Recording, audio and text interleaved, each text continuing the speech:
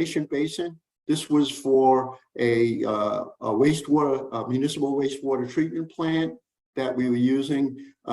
In comparison to, right next to it was a coarse bubble diffuser, and they used it. They liked this a lot better because they were getting a lot of fouling of the coarse bubble diffusers. They were getting rags on there, so a lot less maintenance, a lot easier to work on. You just have to work on a pump, and that's the only real moving part in the whole system. So again, this is what we're competing against: fine bubble diffusers. This is again what it looks like when it's first installed.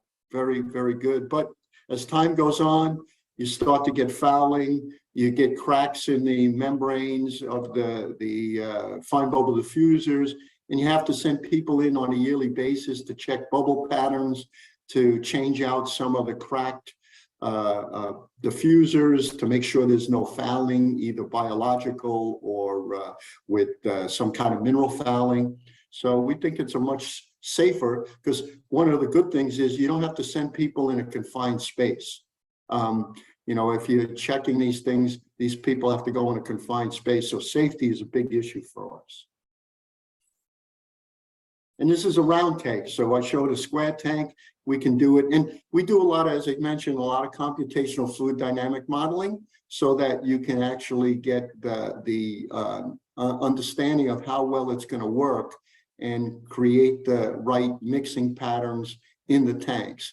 And we're doing this for dairies, for wastewater and dairies, for textile mills, for I think we've got one, and I'll show this one from, this is an oxygenation basin in a textile wastewater in Sao Paulo, Brazil, where instead of using air, we're using pure oxygen, because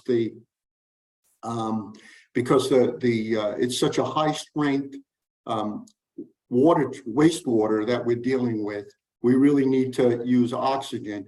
And in fact, we're working in some tanneries in India using this kind of system. We're working with PCI, who makes oxygen concentrators. And so we've got a good relationship with them in India, and they're speccing in our systems to bring in the air into the tanning wastewater treatment systems.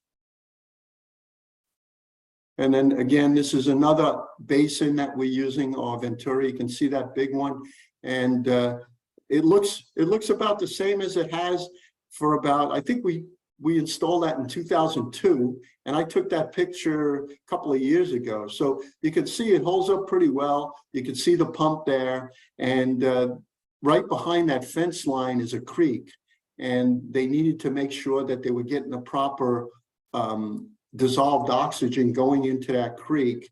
And so they were using this Venturi into this basin to make sure the overflow was meeting those dissolved oxygen requirements.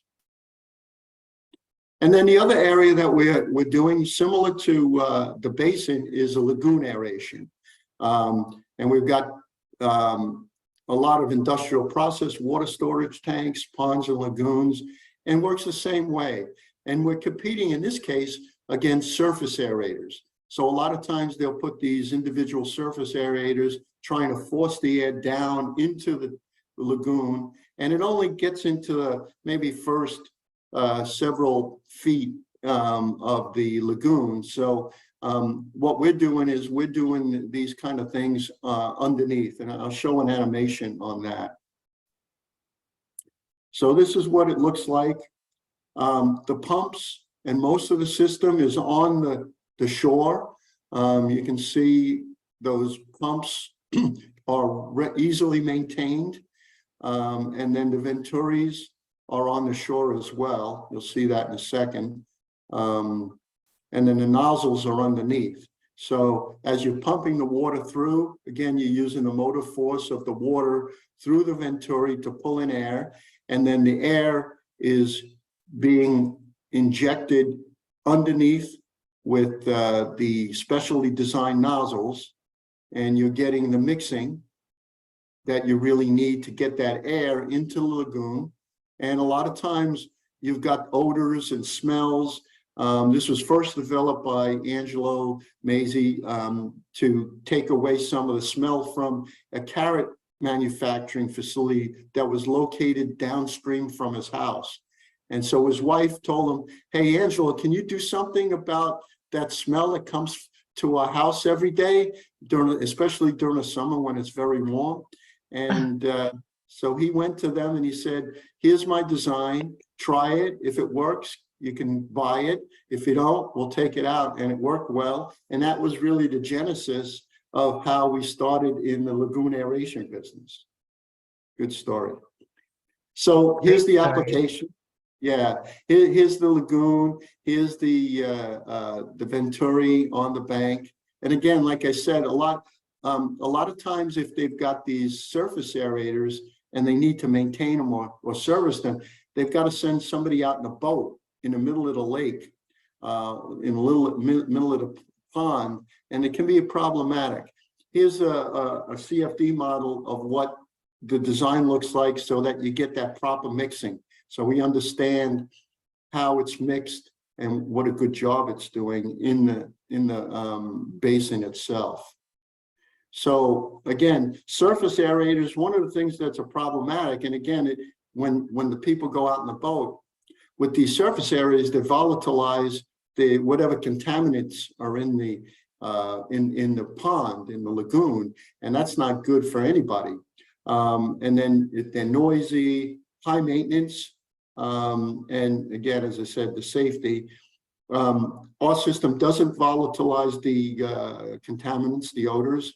They're relatively quiet, just the pumps, low maintenance. All you have to do is work on a pump. And I think that's one of the beauties of our system is you really don't have to work on anything but a pump. And you know, pretty much anybody can work on a pump.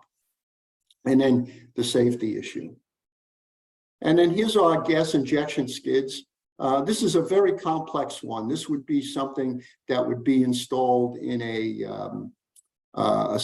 system like in a water treatment plant, a municipal water treatment plant. So you can see the actuated valves, you can see some of the measuring devices, but we can make these as simple or as complex as you can imagine. So you can see some of the simpler ones, some of the more complex ones, but you know, they always involve a pump. You can see the venturi in most of them. And then downstream, there's specialized secondary mixing devices. And then this is a unit that was just, we just brought it back from one of our oil and gas customers. It's a system we rent or sell. It's pretty simple. You've got some plastic injectors, a number of them, and then we can move it around pretty easily. So it's something we rent or we sell, so we can do some testing on these lagoon aeration applications. And then I'm going to talk a little bit about ozone.